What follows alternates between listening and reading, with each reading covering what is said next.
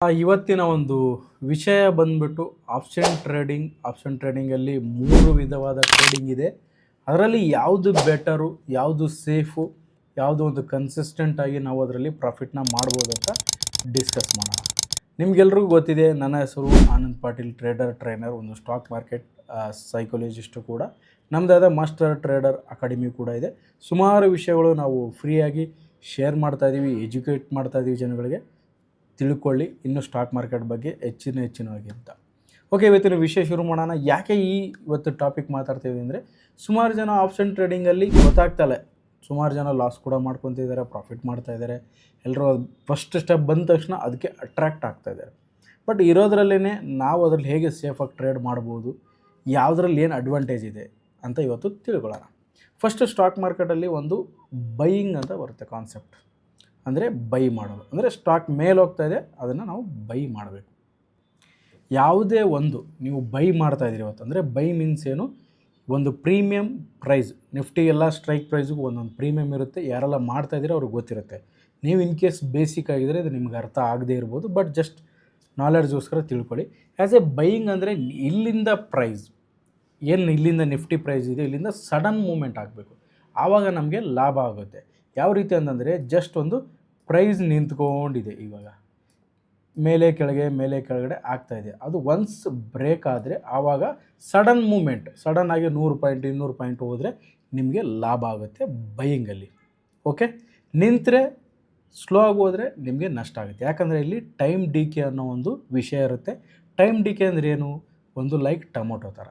ಈ tomato ice cream ಥರ, ಅಂದರೆ ಇದಕ್ಕೊಂದು ಎಕ್ಸ್ಪೈರಿ ಇದೆ, ಕರ್ಗೋಗುತ್ತೆ.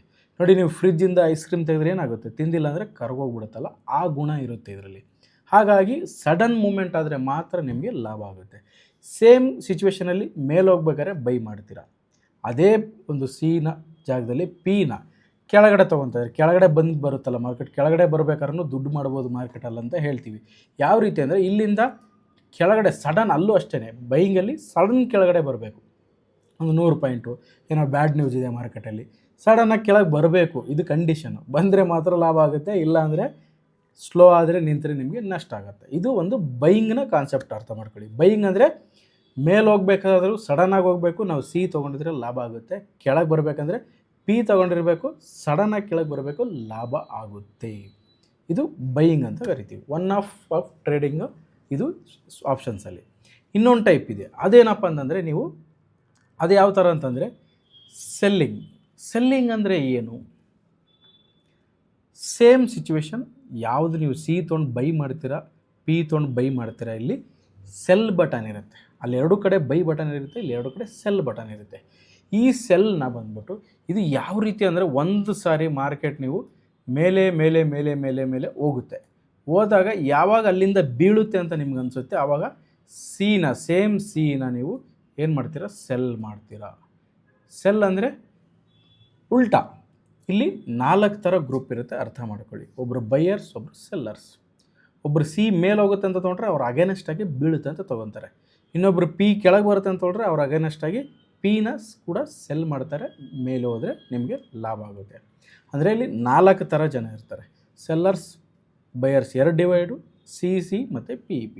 ಏನಂದರೆ, ಈ ಬೈಯರ್ಸ್ ಯಾರೆಲ್ಲ ಸಡನ್ ಮೇಲೆ ಹೋಗುತ್ತೆ ಅಂತ ತೊಗೊಂಡಿರ್ತಾರಲ್ಲ, ಹೋಗಲ್ವಲ್ಲ, ನಿಂತ್ಕೊಂಡ್ರೆ ಅಲ್ಲಿ ಕರಗುತ್ತೆ, ಟೈಮ್ ಡಿಕೆ ಅಂದಿರೋ, ಅದು ಸೆಲ್ಲರ್ಸ್ಗೆ ಲಾಭ ಆಗುತ್ತೆ. ಯಾರು, ಸಿನ ಸೆಲ್ ಮಾಡಿರೋರಿಗೆ. ಪಿ ಯಾರು ಬೈ ಮಾಡಿರ್ತಾರೆ, ಸಡನ್ನಾಗಿ ಕೆಳಗೆ ಹೋಗಲ್ಲ, ನಿಂತ್ಕೊಳ್ಳುತ್ತೆ, ಆವಾಗ ಪಿನ ಸೆಲ್ ಮಾಡ್ತಾರೆ. ಆವಾಗ ಅವ್ರು ಕೆಳಗೆ ಹೋಗುತ್ತೆ ಅಂತ ತೊಗೊಂಡಿದ್ರೆ ಇವರು ಮೇಲೆ ಹೋಗುತ್ತೆ ಅಂತ ತೊಗೊಂಡಿರ್ತಾರೆ. ಸಿನ ಮೇಲೆ ಹೋಗುತ್ತೆ ಅಂತ ತೊಗೊಂಡಿದ್ರೆ ಸೆಲ್ಲರ್ಸು ಕೆಳಗೆ ಬರುತ್ತೆ ಅಂತ ತೊಗೊಳ್ತಾರೆ. ಇದರಲ್ಲಿ ಒಂದು ಡಿಫ್ರೆನ್ಸ್ ಇದೆ, ಬಿಗ್ ಡಿಫ್ರೆನ್ಸ್ ಇದೆ. ಬೈಯಿಂಗ್ ಮಾಡೋಕ್ಕೆ ಜಸ್ಟ್ ನಿಮ್ಗೊಂದು 10-15 ಸಾವಿರ ಇದ್ದರೆ ಸಾಕು, ಬೈ ಮಾಡ್ಬೋದು. ಹೈ ರಿಸ್ಕ್ ಇರುತ್ತೆ, ಬಟ್ ಕಡಿಮೆ ದುಡ್ಡು ಇರುತ್ತೆ. ಲಾಭ ಅನ್ಲಿಮಿಟೆಡ್, ನಷ್ಟ ಒಂದು 10,000-15,000 ಇರುತ್ತೆ. ಬಟ್ ಸೆಲ್ಲಿಂಗಲ್ಲಿ ಹಾಗಲ್ಲ. ಸೆಲ್ಲಿಂಗಲ್ಲಿ ಮಿನಿಮಮ್ ನಿಮಗೆ 2.5 ಲಕ್ಷ ದುಡ್ಡು ಬೇಕಾಗುತ್ತೆ. 2.5 ಲಕ್ಷ ಏನಲ್ಲಿ ಅಡ್ವಾಂಟೇಜ್ ಏನು, ಟೈಮ್ ಡಿಕೆನ ನೀವು ತಿನ್ಬೋದು. ಟೈಮ್ ಡಿಕೆ ಅಂದರೆ ಒಂದು ಕರಗುವ ಗುಣ ಇದೆಯಲ್ಲ, ಕರಗುವ ಲಾಭ ಸೆಲ್ಲರ್ ಸಿಗುತ್ತೆ. ಆ ಒಂದು ಸೆಲ್ಲರ್ ಸಿಗುತ್ತೋದ್ರಿಂದ, ಈಗ ಒಂದು 100 ರೂಪಾಯಿ ನೀವೊಂದು ಪ್ರೀಮಿಯಮ್ ಇದೆ, 150 ರೂಪಾಯಿ ಹೋಗುತ್ತೆ, 200 ಹೋಗುತ್ತೆ ಅಂತ ನೀವು ತೊಗೊಂಡಿದ್ದೀರಿ. ಇನ್ ಕೇಸ್ ಅದು ಹೋಗಿಲ್ಲ ಅಂದರೆ, ಡೌನ್ ಬರುತ್ತಲ್ಲ, ಆ ಒಂದು ಲಾಭ ಸೆಲ್ಲರ್ಸ್ಗೆ ಬರುತ್ತೆ. ಇದು ಸೆಲ್ಲರ್ ಬೈಯರ್ ಒಂದು ಡಿಫ್ರೆನ್ಸ್ ನಿಮಗೆ ನೋಡ್ಬೋದು. ಬೈಯರ್ಗೆ ಸಡನ್ ಮೂಮೆಂಟ್ ಆದರೆ ಲಾಭ, ಸೆಲ್ಲರ್ಗೆ ಸ್ಲೋ ಆದರೆ ಲಾಭ. ಕೆಳಗಡೆ ಬರುತ್ತೆ ಅಂತ ತೊಗೊಂಡಿರಲಿ ಮೇಲೆ ಹೋಗುತ್ತೆ ಅಂತ ತೊಗೊಂಡಿರಲಿ, ಸೆಲ್ಲರ್ಸಲ್ಲಿ 2 ಥರ ಇದೆ. ಈ ಎರಡೂ ಏನಿದೆ ಅಂದರೆ ರಿಸ್ಕ್ ಇದೆ ನಿಮಗೆ. ಸೆಲ್ಲಿಂಗಲ್ಲಿ 2.5 ಲಕ್ಷ ಬೇಕು, ಲಾಸ್ ಆದರೆ 2.5 ಲಕ್ಷನೂ ಹೋಗೋ ಸಾಧ್ಯತೆ ಇರುತ್ತೆ. ನೀವು ಸ್ಟಾಪ್ ಲಾಸ್ ಇಟ್ಕೊಂಡ್ರೆ ಕಮ್ಮಿ ಹೋಗೋ ಸಾಧ್ಯತೆ ಇರುತ್ತೆ. ಎರಡೂ ಕೂಡ ಹೈ ರಿಸ್ಕ್ ಇದೆ. ಇದು ಎರಡನ್ನ ಒಂದು ಕಾಂಬಿನೇಷನ್ನ ಮಾಡಿ ಒಂದು ಎಡ್ಜಿಂಗ್ ಅಂತ ಮಾಡಿರ್ತಾರೆ. ಎಡ್ಜಿಂಗ್ ಅಂದರೆ ಏನು? ಇದು ಸ್ವಲ್ಪ ಸೇಫು. ನಿಮ್ಮ ಲಾಸ್ ಮೊದಲೇ ಡಿಸೈಡ್ ಆಗಿರುತ್ತೆ ಎಷ್ಟು ಲಾಸ್ ಆಗುತ್ತೆ ಅಂತ. ಕರೆಕ್ಟ್, ಎಷ್ಟು ಲಾಸ್ ಆಗುತ್ತೆ ಅಂತ. ಈ ಎಡ್ಜಿಂಗಲ್ಲಿ ಬಂದ್ಬಿಟ್ಟು ಲೈಕ್ ನಾವು ಹೊರಗಡೆ ಕಂಪೇರ್ ಮಾಡೋದಾದರೆ, ನನ್ನ ಹತ್ರ ಒಂದು ಕಾರ್ ಇದೆ. ಕಾರಿಗೆ 10,000 ಕೊಟ್ಟು ವರ್ಷಕ್ಕೆ ಇನ್ಸೂರೆನ್ಸ್ ಮಾಡಿರ್ತೀನಿ. ನನ್ನ ಕಾರ್ ಏನಾದರೂ ಆಗೋದ್ರೆ, ಯಾಕಂದರೆ ಕಾರ್ ಬೆಲೆ 10 ಲಕ್ಷ ಇರುತ್ತೆ, 20 ಲಕ್ಷ ಇರುತ್ತೆ. ಅದಕ್ಕೇನಾದಾದರೆ ಇನ್ಸೂರೆನ್ಸ್ ಇದೆ. ಏನೂ ಆಗಿಲ್ಲ ಅಂದರೆ 10,000 ವೇಸ್ಟ್. ನಾವು ಹೆಲ್ತ್ ಇನ್ಸೂರೆನ್ಸ್ ಮಾಡ್ತೀವಿ. ಓಕೆ, ಇನ್ ಕೇಸ್ ಏನಾದರೆ ಮೆಡಿಕಲ್ ಹೋಗೋಣ, ಅದಕ್ಕೊಂದು 10,000 ಕೊಟ್ಟು ಇನ್ಸೂರೆನ್ಸ್ ತೊಗೊಂಡಿರ್ತೀವಿ. ಏನೂ ಆಗಿಲ್ಲ ಅಂದರೆ 10,000 ವೇಸ್ಟ್. ಅದೇ ರೀತಿ ಈ ನಮ್ಮೊಂದು ಎಡ್ಜಿಂಗಲ್ಲಿ ನೀವು ಮೇಲೇನೂ ಹೋಗ್ಬೋದು, ಇಲ್ಲ ಕೆಳಗಡೆನೂ ಹೋಗ್ಬೋದು, ಎರಡೂ ತೊಗೊತೀರ. ನಿಮ್ಗೊಂದು ಇಲ್ಲಿ ಡೈರೆಕ್ಷನ್ ಕ್ಲಿಯರಿಟಿ ಇರೋದು ಭಾಳ ಇಂಪಾರ್ಟೆಂಟ್. ಅದು ಡೈರೆಕ್ಷನ್ ಯಾವ ರೀತಿಯ ಕ್ಲಿಯರಿಟಿ ಇರಬೇಕು ನಿಮಗೆ ಅಂತಂದರೆ, ನೀವೇನು ಮಾಡಬೇಕು, ಇವಾಗ ಸಿನ ಸೆಲ್ ಮಾಡಬೇಕು. ಇದು ಒಂದು ನಿಫ್ಟಿ ಚಾರ್ಟ್ ಅಂದ್ಕೊಳ್ಳಿ. ನಿಮ್ಗೆ ಗೊತ್ತಿದೆ, ಕಳೆದ 1.5 ವರ್ಷದಿಂದ ನಿಫ್ಟಿ ಎಲ್ಲೂ ಹೋಗಿಲ್ಲ, ಮೇಲೆ ಕೆಳಗಡೆ ಇಲ್ಲೇ ನಿಂತಿದೆ. ಇದ್ರ ಬಗ್ಗೆ ನಾನು ಕಳೆದ ಆಲ್ಮೋಸ್ಟ್ ಒಂದು 14 ತಿಂಗಳ ಹಿಂದೆನೇ ವಿಡಿಯೋ ಮಾಡಿದ್ದೀನಿ. 1 ವರ್ಷ ಎಲ್ಲೂ ನಿಫ್ಟಿ ಹೋಗಲ್ಲ ಅಂತ. ಹೋಗಿ ಆ ವಿಡಿಯೋನ ಬೇಕಾದ್ರೆ ನೋಡಿ. ಓಕೆ, ನಿಮ್ಗೊಂದು ಐಡಿಯಾ ಬಂತು, ನಿಫ್ಟಿ 1 ತಿಂಗಳು 2 ತಿಂಗಳು ಹೋಗಲ್ಲ, ಇಲ್ಲಿ ರೆಸಿಸ್ಟೆನ್ಸ್ ಬ್ರೇಕ್ ಮಾಡಿ ಕೆಳಗೆ ಬರುತ್ತೆ ಅಂತ ಗೊತ್ತಾಯಿತು. ನಿಫ್ಟಿ ಕೆಳಗೆ ಬರುತ್ತೆ ಅಂತ ಗೊತ್ತಾದಾಗ ಇಲ್ಲೊಂದು ರೆಸಿಸ್ಟೆನ್ಸ್ ಇದೆ, ಹೋಗಿ ರೆಸಿಸ್ಟೆನ್ಸ್ ಫೇಸ್ ಮಾಡುತ್ತೆ. ಇಲ್ಲಿ ಬಂದು ನೀವು ಸಿನ ಸೆಲ್ ಮಾಡಬಹುದು. ಸಿನ ಏನು ಮಾಡ್ತೀರಾ, ಸೆಲ್ ಮಾಡ್ತೀರಾ. ಕೆಳಗಡೆ ಬರುತ್ತೆ ಅಂತ ಸೆಲ್ ಮಾಡ್ತೀರಾ. ಇನ್ ಕೇಸ್ ಮೇಲೆ ಹೋಗಿಬಿಟ್ರೆ ಅದೇ ಇನ್ಸೂರೆನ್ಸ್. ಲೈಕ್ ನನಗೇನೂ ಆಗಲ್ಲ, ಆರೋಗ್ಯವಾಗಿದ್ದೀನಿ, ಹೆಲ್ತ್ ಇನ್ಸೂರೆನ್ಸ್. ಏನಾನ ಆದರೆ ಕಾರ್ ಚೆನ್ನಾಗಿದೆ, ಪರವಾಗಿಲ್ಲ, ಇನ್ಸೂರೆನ್ಸ್ ಮಾಡ್ತಾರೆ. ಏನಾನ ಆದರೆ ಅದೇ ರೀತಿ ನಾವು ಮೇಲೆ ಹೋಗಿ ಒಂದು 200-300 ಪಾಯಿಂಟ್ ನಿಫ್ಟಿ ಎಲ್ಲಿ ರೆಸಿಸ್ಟೆನ್ಸ್ ಇತ್ತು ಅಲ್ಲಿಂದ ಮೇಲೆ ಹೋಗಿರೋ ಒಂದು ಬೈಯಿಂಗ್ನ ಮಾಡ್ತೀವಿ. ಏನು ಮಾಡ್ತೀವಿ, ಸಿನ ಬೈ ಮಾಡ್ತೀವಿ. ಸಿ ಮೇಲೆ ಹೋಗಿ ಬೈ ಮಾಡ್ತೀವಿ, ಇಲ್ಲಿಂದ ವಾಪಸ್ ಬರುತ್ತೆ ಅಂತ ಸೆಲ್ ಮಾಡ್ತೀವಿ. ಇದ್ರ ಪ್ರೀಮಿಯಮ್ ಕಮ್ಮಿ ಇರುತ್ತೆ, ಇದ್ರ ಪ್ರೀಮಿಯಮ್ ಜಾಸ್ತಿ ಇರುತ್ತೆ. ಎಷ್ಟು, ಈ ಎಕ್ಸಾಂಪಲ್ ನಿಮಗೆ ಒಂದು ಸೆಲ್ಲಿಂಗ್ ಮಾಡಿದರೆ ಇದ್ರ ಪ್ರೀಮಿಯಮ್ಮು 200 ಇದೆ ಅಂತ ಅಂದ್ಕೊಳ್ಳೋಣ. 200, ಈ 200 ಡೌನ್ ಬರ್ತಾ ಕರಗೋದ್ರೆ ನಿಮಗೆ ದುಡ್ಡು, ಅದು ನಿಮಗೆ. ಈ 200 ಪ್ರೀಮಿಯಮ್ ಎಷ್ಟು ಕೆಳಗಡೆ ಬಂದು ನಿಂತಂಗೆಲ್ಲ ಕರಗುತ್ತೆ, ಆ ದುಡ್ಡು ನಿಮಗೆ. ಇನ್ ಕೇಸ್ ನಿಮ್ಗೆ ಉಲ್ಟಾ ಆದರೆ, ಮೇಲೆ ಹೋದರೆ ನಿಮ್ಗೊಂದು ಇನ್ಸೂರೆನ್ಸ್ ಥರ ಸಿನ ಬೈ ಮಾಡಿರ್ತಾರೆ. ಇದ್ರ ಬೆಲೆ ಒಂದು 50 ರೂಪಾಯಿ ಇರುತ್ತೆ, ಮೇ ಬಿ 100 ರೂಪಾಯಿ ಇರುತ್ತೆ, ಅದು ಇನ್ಸೂರೆನ್ಸ್. ಇದು ಎರಡನ್ನ ಮರ್ಜ್ ಮಾಡಿ ಎಡ್ಜಿಂಗ್ ಅಂತ ಕರೀತಾರೆ. ಇದನ್ನು ಮಾಡೋಕ್ಕೆ ಜಸ್ಟ್ ಒಂದು 65,000, 70,000, 50,000, 40,000 ಇದ್ದರೆ ಸಾಕು. ಯಾಕಂದರೆ ಸೆಲ್ಲಿಂಗ್ ಮಾಡೋಕ್ಕೆ 2.5 ಲಕ್ಷ ಬೇಕು, ಬೈಯಿಂಗ್ ಮಾಡೋಕ್ಕೆ 10,000 to 15,000 ಬೇಕು. ಮಧ್ಯದಲ್ಲಿ ಏನಪ್ಪ ಅಂದರೆ ಸೇಫಾಗೂ ಇರಬೇಕು, ನಮ್ಮ ಲಾಸ್ ಡಿಸೈಡ್ ಆಗಿರಬೇಕು. ಹಾಗಿದ್ದರೆ ಒಂದು ಎಡ್ಜಿಂಗ್ ಮಾಡೋದು ಬೆಸ್ಟ್. ಇದು ನಿಮ್ಮ ಒಂದು ರಿಸ್ಕ್ ಗೊತ್ತಿರುತ್ತೆ. ಈ ಒಂದು ನೋಡಿ, ಈ ಜೋಡಿ 2 ಜೋಡಿ ಮಾಡಿ ನೀವೊಂದು ಕ್ಲಿಕ್ ಮಾಡಿದ್ರೆ ಇದಕ್ಕೆಲ್ಲ ಒಂದು ಪ್ಲಾಟ್ಫಾರ್ಮ್ಸ್ಗಳಿರುತ್ತೆ. ನೆಕ್ಸ್ಟ್ ನಾನು ಹೇಳ್ತೀನಿ. ಅಲ್ಲಿ ನಾವು ಜೋಡಿ ಮಾಡಿದಾಗ ತೋರಿಸುತ್ತೆ ನಿಮ್ಗೆ ಎಷ್ಟು ಲಾಸ್ ಆದರೆ 10,000, ಲಾಭ ಆದರೆ 5,000, ಲಾಭ ಆದರೆ 7,000, ಲಾಭ ಆದರೆ 10,000, ಲಾಸ್ ಆದರೆ ಇಷ್ಟು. ಅಂದರೆ ಮೊದಲೇ ನಿಮಗೆ ತೋರಿಸ್ಬಿಡುತ್ತೆ ಎಷ್ಟು ಲಾಸ್ ಆಗುತ್ತೆ, ಎಷ್ಟು ಲಾಭ. ಆ ರಿಸ್ಕ್ನ ನೀವು ತೊಗೊಳಕ್ಕೆ ರೆಡಿ ಇದ್ದರೆ ನಾವು ಟ್ರೇಡ್ನ ಎಕ್ಸಿಕ್ಯೂಟಿವ್ ಮಾಡ್ಬೋದು. ನಾರ್ಮಲಾಗಿ ಎಕ್ಸಿಕ್ಯೂಟ್ ಮಾಡೋಕ್ಕಾಗಲ್ಲ, ಅದಕ್ಕೋಸ್ಕರ ಕೆಲವೊಂದು ಪ್ಲಾಟ್ಫಾರ್ಮ್ಗಳು ಇರುತ್ತೆ. ಓಕೆನಾ, ಎಲ್ಲ ಹೇಳ್ತೀನಿ. ಲಾಸ್ಟಲ್ಲಿ ಇದರಲ್ಲಿ ತುಂಬ ಇಂಪಾರ್ಟೆಂಟ್ ಆಗಿ ವಿಷಯನೂ ಕೂಡ ಕೇಳ್ಕೊಳ್ಳಿ. ಓಕೆನಾ, ನಮಗೆ ನಿಫ್ಟಿ ಮೇಲೇ ಹೋಗುತ್ತೆ, ರೆಸಿಡೆನ್ಸಿಂದ ಕೆಳಗಡೆನೇ ಬರುತ್ತೆ, ಹೆಂಗೆ ಗೊತ್ತಾಗುತ್ತೆ? ಓಕೆ, ಅದು ಕೊನೆಯಲ್ಲಿ ನಾನು ಹೇಳ್ತೀನಿ. ಇವಾಗ ನೀವು ಹೆಡ್ಜಿಂಗ್ ಮಾಡೋಕೆ ತುಂಬ ಜನ ಯಾಕೆ ಬೈಯಿಂಗೇ ಮಾಡ್ತಾರೆ? ಯಾಕೆ 10,000 5,000ದಲ್ಲಿ ಮಾಡ್ಬೋದು ಅಂತ, ಹೋದರೆ 5,000 ಬಂದರೆ ಬೆಟ್ಟ ಅಂತ, ಹೋದರೆ ಕೂದಲು ಬಂದರೆ ಬೆಟ್ಟ ಅಂತ ಹೇಳ್ಬಿಟ್ಟು ಹಂಗೆ ಅಂದ್ಕೊಂಡು 5,000 ಅಂದ್ಕೊಂಡು ಎಷ್ಟು ಲಕ್ಷಕ್ಕೆ ಹೋಗ್ಬಿಟ್ಟಿರುತ್ತೆ. ಅದಕ್ಕೆ ನೋಡಿ, ಒಂದು ಹಿಂದಿಲಿ ಡೈಲಾಗ್ ಇದೆ, ಸಸ್ತಾ ಮಾಲ್ ರಸ್ತೆ ಪೇ ಅಂತ. ಹಂಗೆ ಎಷ್ಟು ಕಡಿಮೆ ದುಡ್ಡಲ್ಲಿ ಮಾಡೋಕ್ಕೆ ಹೋಗ್ತೀರಾ ಅಷ್ಟೇ ರಿಸ್ಕ್ ನಿಮಗೆ ಇರುತ್ತೆ. ಹಾಗಾಗಿ ಹೆಡ್ಜಿಂಗ್ ಯಾಕೆ ಬೆಸ್ಟು ಅಂತಂತಂದರೆ, ನಿಮಗೆ ಇದರಲ್ಲಿ ನೀವು ವರ್ಕಿಂಗ್ ಪ್ರೊಫೆಷ್ನಲ್ ಆಗಿದ್ದರೂ ಕೂಡ ಮಾಡ್ಬೋದು, ಹೋಲ್ಡಿಂಗ್ ಮಾಡ್ಬೋದು. ನಿಮ್ಗೆ ಗೊತ್ತಿರುತ್ತೆ ಇಷ್ಟು ಲಾಸ್ ಆಗುತ್ತೆ ಅಂತ, ಟ್ರೇಡ್ ತೊಗೊಂಡು ಅವಾಗ ನೋಡ್ಕೊಂಡ್ರೆ ಸಾಕು. ಬೈಯಿಂಗಲ್ಲಿ ಇದನ್ನು ಮಾಡೋಕ್ಕಾಗಲ್ಲ. ಸೆಲ್ಲಿಂಗಲ್ಲಿ ಸ್ಟಾಪ್ ಲಾಸ್ ಹಾಕೊಂಡು ಮಾಡ್ಬೋದು, ಬಟ್ ದುಡ್ಡು ಜಾಸ್ತಿ, 2.5 ಲಕ್ಷ ಬೇಕಾಗುತ್ತೆ. ಹಾಗಾಗಿ ಒಂದು ಸೆಂಟ್ರಲ್ ಒಂದು 50,000 to 60,000 ಮಾಡ್ಬೋದು ಹೆಡ್ಜಿಂಗಲ್ಲಿ. ಹೋಲ್ಡಿಂಗ್ ಮಾಡ್ಬೋದು ನೀವು. ಓಕೆನಾ, ಹೋಲ್ಡಿಂಗ್ ಮಾಡ್ಬೋದು. ನಿಮ್ಮ ಲಾಸ್ ಮೊದಲೇ ಡಿಸೈಡ್ ಆಗಿರುತ್ತೆ, ಎಷ್ಟು ಲಾಸ್ ಆಗುತ್ತೆ ಅಂತ ತೋರಿಸುತ್ತೆ ಅಲ್ಲಿ. ಇದು ಎಲ್ಲಿ ತೋರಿಸುತ್ತೆ, ಹೇಗೆ ತೋರಿಸುತ್ತೆ? ಜಸ್ಟ್ ನಿಮಗೊಂದು ಎಕ್ಸಾಂಪಲ್ನ ನಾನು ತೋರಿಸ್ತೀನಿ. ನೆಕ್ಸ್ಟ್ ಆಪ್ಷನ್ಸ್ ಅಂತ ಈ ಥರ ಒಂದು ಪ್ಲಾಟ್ಫಾರ್ಮ್ ಇದೆ. ಸೆನ್ಸಿಬಲ್ ಅಂತ ನಿಮಗೂ ಗೊತ್ತಿರುತ್ತೆ, ಈ ಥರ ಪ್ಲಾಟ್ಫಾರ್ಮ್ ಇದೆ. ಇದು ಒಂದು ಬ್ರೋಕರ್ ಅಕೌಂಟ್ ಜೊತೆ ಇಂಟಿಗ್ರೇಟ್ ಆಗಿರುತ್ತೆ. ನೀವು ಹೆಡ್ಜಿಂಗ್ನ ಪ್ಲಾನ್ ಮಾಡಿಬಿಟ್ಟು ಟ್ರೇಡ್ ಕೊಟ್ಟರೆ ಅಲ್ಲಿ ಆಟೋಮೆಟಿಕ್ಕಾಗಿ ಟ್ರೇಡ್ ನಿಮ್ಮದು ಎಕ್ಸಿಕ್ಯೂಟ್ ಆಗುತ್ತೆ. ಇಲ್ಲಿ ನೋಡಿ, ರೆಡಿಮೇಡ್ ಆಪ್ಷನ್ ಚೈನ್ ಅಂತ ಇರುತ್ತೆ. ಹೋಗ್ಬಿಟ್ಟು ಸ್ಟ್ರಾಟಜಿ ಅಂತ ಇರುತ್ತೆ, ಇಲ್ಲಿ ನೀವು ಸ್ಟ್ರಾಟಜಿ ಬಿಲ್ಡರ್ ಅಂತ ಇರುತ್ತೆ. ಇದನ್ನೆಲ್ಲ ನೀವು ಹೋಗ್ಬಿಟ್ಟು ಆಟೋಮೆಟಿಕ್ ನೀವು ಬೇರಿಶ್ ಇದ್ದೀರಾ, ಬುಲ್ಲಿಶ್ ಇದ್ದೀರಾ, ಜಸ್ಟ್ ಕ್ಲಿಕ್ ಮಾಡಿದ್ರೆ ರೆಡಿಮೆಂಟ್ ಇರುತ್ತೆ, ಅಲ್ಲೂ ಕೂಡ ಎಕ್ಸಿಕ್ಯೂಟ್ ಮಾಡ್ಬೋದು.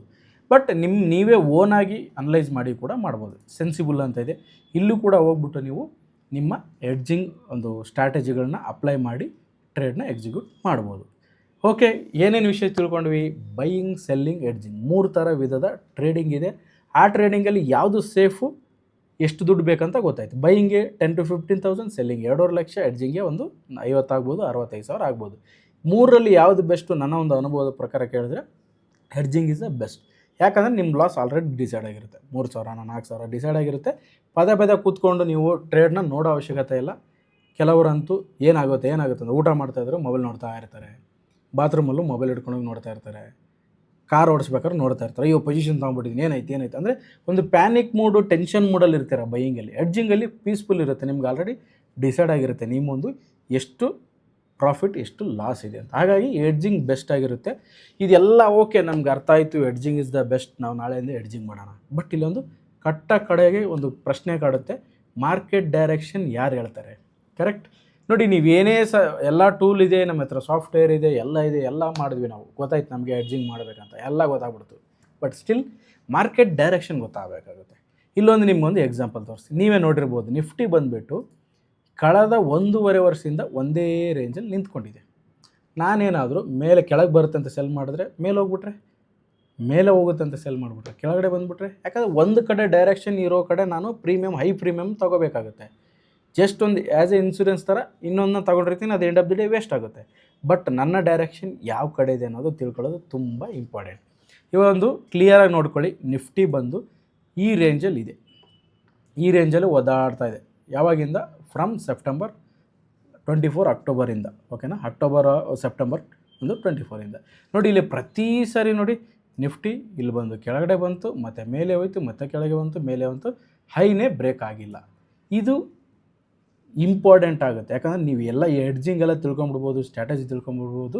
But end of the day ನಿಮಗೆ ಬೇಕಾಗಿರೋದು ಪ್ರೈಸ್ ಆ್ಯಕ್ಷನ್ ಕಲ್ತ್ಕೊಂಡ್ರೆ ಇಡೀ ಜಗತ್ತಲ್ಲಿರುವಂಥ ಎಲ್ಲ ಥರದ ಎಡ್ಜಿಂಗ್ ಆಗಿರ್ಬೋದು, ಏನು ಬೇಕಾದರೂ ಮಾಡ್ಬೋದು. ಒಂದು ಮಾರ್ಕೆಟ್ ಡೈರೆಕ್ಷನ್ ನಿಮಗೆ ಕ್ಲಿಯರ್ ಆಗಿರಬೇಕು.